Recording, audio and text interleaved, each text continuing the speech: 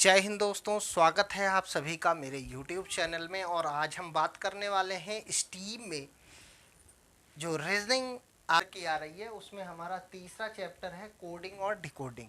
आज हम कोडिंग और डिकोडिंग के बारे में बात करते हैं। तो सबसे पहले हम जान लेते हैं कि कोडिंग और डिकोडिंग किस तरीके से होता है, किस तरीके से ये लगते हैं। ज़्यादा जानकारी के लिए आप इससे पहले की मेरी वीडियो सीरीज़ को भी देख सकते हैं, उसमें कुछ चीज़ें मैंने इसके बारे में बता दिया है। आज हम उससे आगे की चर्चा करेंगे। तो चलिए देखते हैं। हमने इससे पहले की वीडियो में यानी सीरीज़ की वीडियो में ये देख लिया था कि किस तरीके से जो है अल्फ़ाबेट होते हैं, अल्फ़ाबेट के नंबर्स किस तरीके से लगते हैं और किस तरीके से शॉर्ट फॉर्म में हम उसे याद कर सकते हैं। अब हम आते हैं आपके टाइप 2 पे कि किस तरीके से आपका टाइप 2 जो है वो लगता है। तो टाइप 2 में टाइप 1 के बारे में हम सीरीज में बात कर चुके हैं। आज हम बात करेंगे कोडिंग डिकोडिंग में कि टाइप 2 में किस तरीके से हम क्वेश्चंस को लगाते हैं। तो क्वेश्चंस को लगाते हैं इसमें टाइप 2 में जो सबसे पहला होता है अक्षरों में स्थान परिवर्तन। क्या हो जाता है? अक्षरों में स्थान परिवर्तन, अक्षरों में स्थान परिवर्तन, स्थान परिवर्तन, अक्षरों में स्थान परिवर्तन हो जाता है। यानी जो अल्फ़ाबेट होंगे वो आगे पीछे हो जाएंगे। अभी इसके उदाहरण भी आपको मैं दे दूंगा। और इसके बाद आ जाता है अक्षरों में के विपरीत क्रम के आधार पर, अक्षरों के विपरीत क्रम के आधार पर, विपरीत क्रम के आधार पर,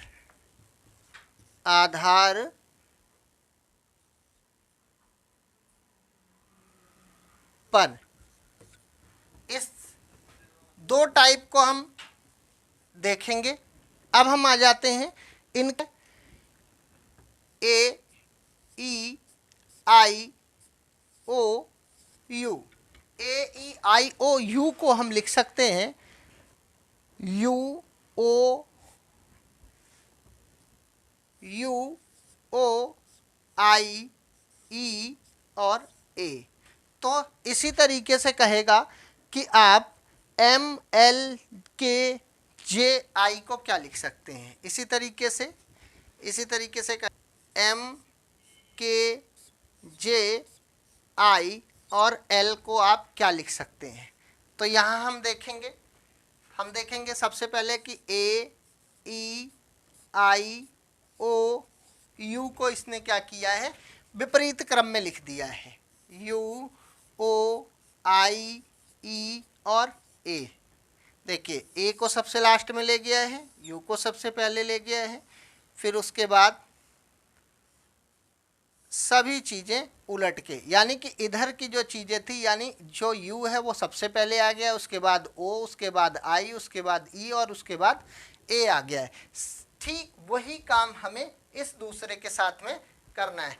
तो अब देखेंगे आप कि यहाँ पे है एम के जे आई एल, तो यही काम इसके साथ में करेंगे हम जो इसने किया है यहाँ पे। अब हम देखेंगे सबसे पहले एल आएगा, फिर आई आएगा, फिर जे आएगा, फिर के आएगा और फिर लास्ट में एम आ जाएगा। इस तरीके से ये हमारा जो क्वेश्चन है वो हम आसानी के साथ कर सकते हैं। अब हम आते हैं टाइप 3 पे।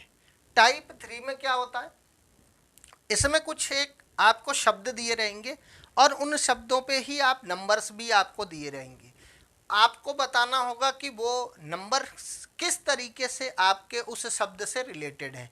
तो आइए देखते हैं उसके दो एक उदाहरण यहाँ पे। अब हम यहाँ पे ले लेते हैं, जैसे कि एच ले लिया हमने। एच का जो संबंध 16 से है वही संबंध जे का किससे होगा, ये क्वेश्चन है आपका। एच का जो संबंध 16 से है, जे का वही संबंध किससे होगा। ऑप्शन यहाँ पे मैं आपको दे दे रहा हूँ। ऑप्शन नंबर ए है 20 से, ऑप्शन नंबर बी है 13 से, ऑप्शन नंबर सी है 12 से और ऑप्शन नंबर डी है आपका 21 से। बताएं H का जो संबंध सिस्टीन से है वही J का संबंध किससे होगा। तो यहाँ देखिए H की वैल्यू कितनी होती है, तो H की वैल्यू हमें पता है, H की वैल्यू होती है 8। H की वैल्यू कितनी होती है, 8 होती है। अब यहाँ देखिए 8 का मतलब H का संबंध किस तरीके से है, सिस्टीन से, तो 8 में मल्टीप्लाई कर दिया है 2 का, तो ये हो गया है हमारा 16। इसी तरीके से हम J की मल्टीप्लाई कर देंगे, J की प्लेस वैल्यू कितनी होती है, तो भैया J जो है वो 10वें स्थान पे आता है अल्फ़ाबेट में। 10 में मल्टीप्लाई कर देंगे 2 की, तो कितना हो जाएगा आपका 20 हो जाएगा। तो इस तरीके से हमारा ऑप्शन हो जाएगा 20। ये हो गया आपका। इसके बाद कुछ दूसरा उदाहरण ले लेते हैं आप लोग। के का जो संबंध 121 से है, के का जो संबंध 121 से है वही संबंध m का किससे है, m का किससे है, तो आपको बताना है। a पे आ जाएगा 131, b पे आ जाएगा 169, c पे आ जाएगा 25 और d पे आ जाएगा आपका 96। तो बताएंगे किससे है ये संबंध। तो यहाँ देखिए k का जो संबंध 121 से, तो यहाँ पे हम देखेंगे कि k की वैल्यू कितनी है, तो k की वैल्यू है भाई 11 आती है। और 11 का स्क्वायर क्या होता है, 11 का स्क्वायर होता है 121। 11 का स्क्वायर कितना होता है, 121 होता है। इसी तरीके से हम 13 को देखेंगे।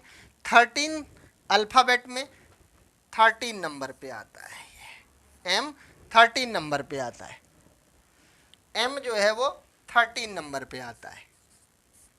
तो 13 का स्क्वायर कर देंगे।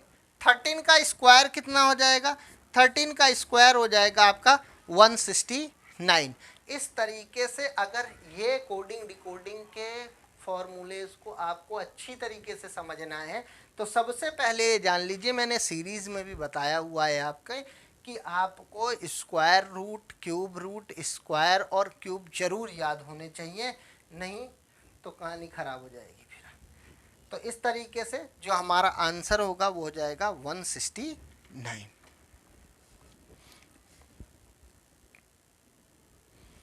अब हम आ जाते हैं नेक्स्ट क्वेश्चन पे।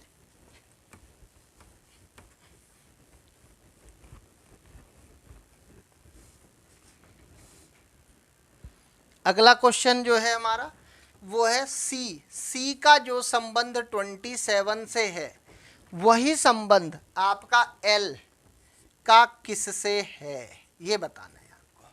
तो यहाँ देखेंगे आप सी की प्लेस ऑप्शन दे देते हैं पहले आपको। ऑप्शन में हम लिख देते हैं 1 2 3 9, बी ऑप्शन हो गया आपका 6 9 8 7, सी हो जाएगा आपका 1728 1728 और डी आपका हो जाएगा 1729। तो बताएंगे कौन सा होगा इसके अंदर। तो देखिए यहाँ पे सी का संबंध 27 से, अब पहले हम लगाते हैं। तो सी अल्फ़ाबेट में तीसरे स्थान पे आता है। अब जब ये तीसरे स्थान पे आता है तो देखते हैं हम 3 की मल्टीप्लाई कितनी बार में कर देंगे कि 27 आ जाए।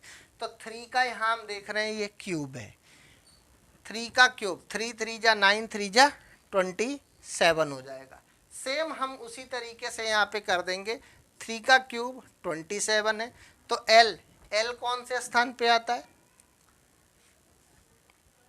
एल कौन से स्थान पे आता है, 12। कौन से स्थान पे आता है, 12। तो 12 का क्यूब कर देंगे आप। तो जब 12 का आप क्यूब करेंगे, तो 12 का क्यूब करेंगे तो इसमें से कौन सी संख्या आपको मिलेगी, जल्दी करके बताइए। 12 का क्यूब करेंगे तो आपको आ जाएगा 1728। 1728 आपका जो है वो आंसर हो जाएगा।